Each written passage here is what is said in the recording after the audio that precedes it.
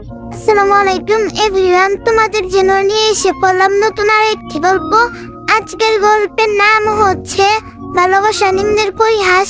তো চলো বেশি কথা না বলে গল্প শুরু করা যাক। আমি 7 মাসের গর্ভবতী ছিলাম। তখন একদিন আমার শাশুড়ি শাহিদা বেগম আমাকে ধাক্কা দিয়ে ফেলে দিলেন, শুধুমাত্র এই কারণে যে এতক্ষণ একা একা রান্না করার পর আমি একটু বসতে চেয়েছিলাম। আমার পা বেয়ে রক্ত গড়িয়ে পড়ছিল। আমি ফোনটা ধরতে গিয়েছিলাম, কিন্তু আমার স্বামী মিস্টার ইয়াসিন সেটা ছিনিয়ে নিয়ে ঠোঁট বাঁকিয়ে বলল, আমি একজন আইনজীবী, তুমি কিছুই করতে পারবে না। আমি তার চোখের দিকে তাকিয়ে খুব ধীরে বললাম, তাহলে আমার বাবাকে ফোন করো। সে হেসে নাম্বারটা ডায়াল করলো। একটুও বুঝতে পারলো না এই একটা ফোন কলই তাদের সবকিছুই শেষ করে দিতে চলেছে।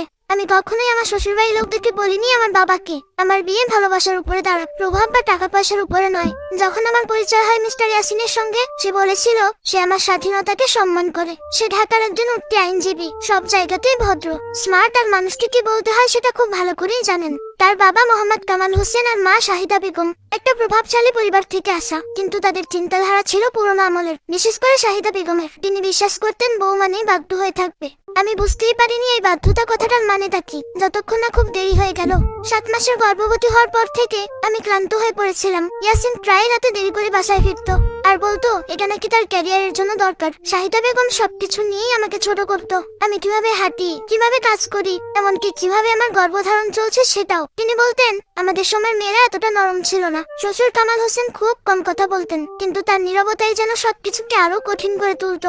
ঈদের সময় তারা ঠিক করলো তারা নাকি সবাই বাসায় খাবে, আর এটা নাকি আমার জন্য প্র্যাকটিস হবে। আমি ভেবেছিলাম একটু সাহায্য করব, কিন্তু সেখানে গিয়ে দেখি আমার হাতে একটা অ্যাপ্রন আর বিশাল সাইজের একটা মেনু ধরিয়ে দেওয়া হলো। পোলাও, রোস্ট, কোরমা, ভর্তা, সেমাই, যেন পুরো একটা অনুষ্ঠান। সবাই ড্রয়িং রুমে বসে গল্প করছিল, আর আমি একা একা রান্নাঘরে দাঁড়িয়ে ঘন্টার পর ঘন্টা রান্না করছিলাম। আমার পিঠে ব্যথা, পা ফুলে গেছে, নিঃশ্বাস নিতেও কষ্ট হচ্ছিল।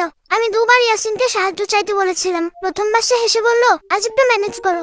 দ্বিতীয়বার সে রেগে দিয়ে বলল, আমাকে আর তুমি লজ্জা দিও না। খাওয়ার সময় সবাই টেবিলে বসে পড়লো, আর আমাকে বলা হলো রান্নাঘরে দাঁড়িয়ে দাঁড়িয়ে খেতে। শাহিদা বেগম বললেন, বেশি বসলে বাচ্চা হতে সমস্যা হয়। আমি এতটাই ক্লান্ত ছিলাম যে বেশি কিছু বলার শক্তিও ছিল না। একটা প্লেট নিয়ে দাঁড়িয়ে দাঁড়িয়ে খাবার খাচ্ছিলাম, আর তখনই হঠাৎ করে তীব্র ব্যথা শুরু হলো। আমি ধীরে ধীরে একটা চেয়ার ধরে এগোলাম। বললাম, আমার একটু বসা দরকার। তিনি আমাকে থামিয়ে দিয়ে বললেন, এত নাটক করো না। আমি তবুও পাশ কাটিয়ে যাওয়ার চেষ্টা করলাম, আর তখনই তিনি আমাকে জোরে ধাক্কা দিলেন। আমি গিয়ে কাউন্টারে আঘাত করলাম। প্লেট ভেঙে পড়ে গেল, আর তীব্র ব্যথা পেটের ভেতরে ছড়িয়ে পড়লো।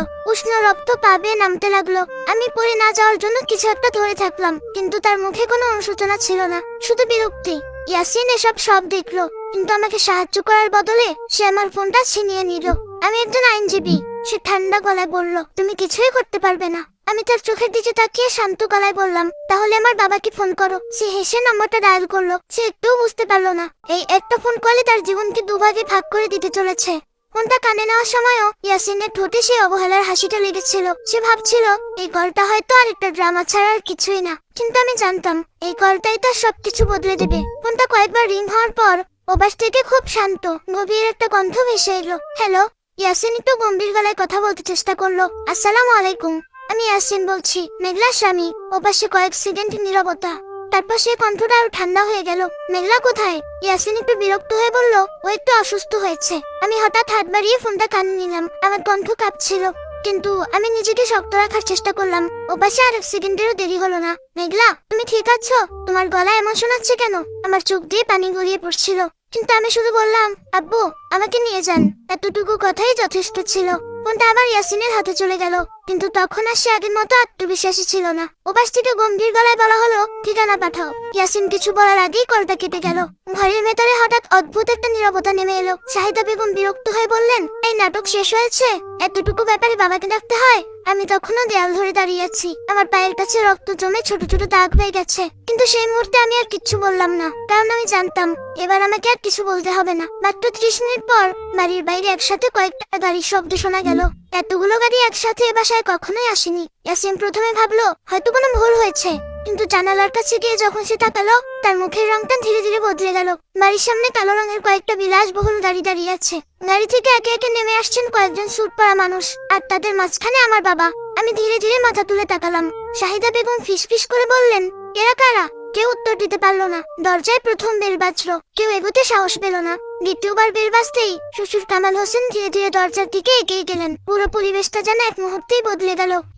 দরজায় প্রথম বেল বাজলো, কিন্তু কেউই এগোতে সাহস পেল না। দ্বিতীয়বার বেল বাজতেই শ্বশুর কামাল হোসেন ধীরে ধীরে এগিয়ে গেলেন। দরজা খুলতেই পুরো পরিবেশটা যেন বদলে গেল।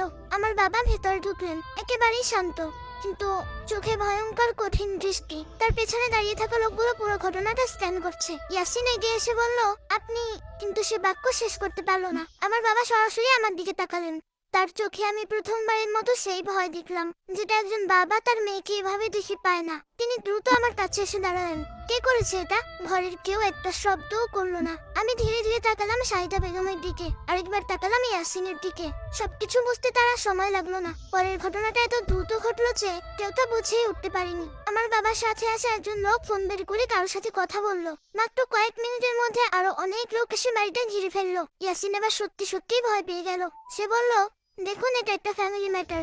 আমার বাবা ধীরে ধীরে তার দিকে তাকালেন। তার কণ্ঠ শান্ত, কিন্তু ভেতরে আগুন। তুমি তো আইনজীবী, তাই না? ইয়াসিন বলল, জি। ভালো, তাহলে তো আইনের ভাষা বোঝো। একটু থেমে তিনি বললেন, গর্ভবতী স্ত্রীর উপর শারীরিক নির্যাতনের শাস্তি কত বছর জানো? ইয়াসিন এবার পুরো চুপ। আমি তখন আর দাঁড়িয়ে থাকতে পারছিলাম না। হঠাৎ আমার চোখ ঝাপসা হয়ে গেল, সবকিছু তুলতে লাগলো। শেষে আমার যেটা মনে আছে, আমার বাবা আমাকে ধরে ফেলেছিলেন, আর কেউ একজন বলছিল অ্যাম্বুলেন্স আনো। হাসপাতালে সাদা সাদা আলো চোখে পড়তে আমি ধীরে ধীরে জ্ঞান ফিরে পেলাম। আমার পাশে বসে আছে আমার বাবা, তার চোখ লাল। তিনি আমার হাত শক্ত করে ধরে রেখেছেন। ডাক্তার কি বলেছে?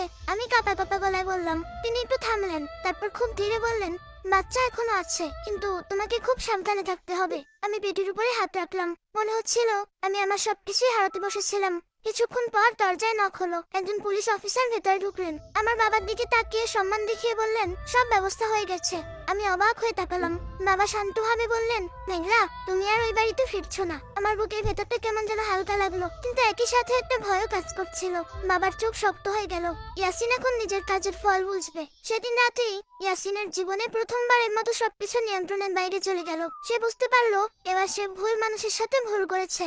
সেই মেয়েটা সবচেয়ে বড় বিপদ হয়ে দাঁড়িয়েছে। আমি হাসপাতালের বেডে শুয়েছিলাম। জানালার বাইরে তাকিয়ে হঠাৎ মনে হলো, এই প্রথম আমি সত্যিকারের নিঃশ্বাস নিতে পারছি। কোনো ভয় নেই, কোনো চাপ নেই, শুধু আমি আর আমার অনাগত সন্তান। কিন্তু আমি জানতাম এটাই শেষ না, এটা শুধু শুরু। হাসপাতালে সেই রাতটা যেন শেষই হচ্ছিল না। মাঝে মাঝে নার্স এসে প্রেসার চেক করে যাচ্ছিল। স্যালাইনের ফোঁটা ধীরে ধীরে আমার শরীরে ঢুকছিল। আর প্রতিটা মুহূর্তে আমি শুধু একটা জিনিসই অনুভব করছিলাম, আমি বেঁচে আছি। আমার বাচ্চাও এখনো বেঁচে আছে। কিন্তু আমার ভেতরে যে মেয়েটা এতদিন সবকিছু চুপচাপ সহ্য করেছিল, সে আর আগের মতো নেই। সে বদলে গেছে পুরোপুরি। আমার বাবা তখনও আমার পাশে বসেছিলেন। পুরো রাতে একবারের জন্য তিনি ঘুমাননি। তার চোখে ক্লান্তি ছিল, কিন্তু তার চেয়েও বেশি ছিল রাগ আর অপরাধবোধ। হঠাৎ তিনি খুব ধীরে বললেন, আমি ভুল করেছি মেঘলা। আমি তার দিকে তাকালাম। তিনি আমার হাতটা শক্ত করে ধরে বললেন, তোমাকে একা ছেড়ে দিয়েছি আমি। ভেবেছিলাম তুমি সুখে আছো। আমি ভেবেছিলাম তুমি নিজের মতো করে জীবন গড়েছো। কিন্তু আমি বুঝতে পারিনি তুমি কতটা কষ্টে ছিলে। আমার চোখ আবারও ভিজে উঠলো। আমি বলতে চাইনি আব্বু, আমি আসতে বললাম। আমি চেয়েছিলাম সব ঠিক হয়ে যাক। তিনি মাথা নাড়ালেন। সবকিছু ঠিক হয় না মেঘলা, কিছু কিছু জিনিস ঠিক করতে হয়। তার কণ্ঠে একটা দৃঢ়তা ছিল, যেটা আমি আগে খুবই কম শুনেছি। পরের দিনের সকালটা শুরু হলো অদ্ভুত একটা নীরবতা দিয়ে।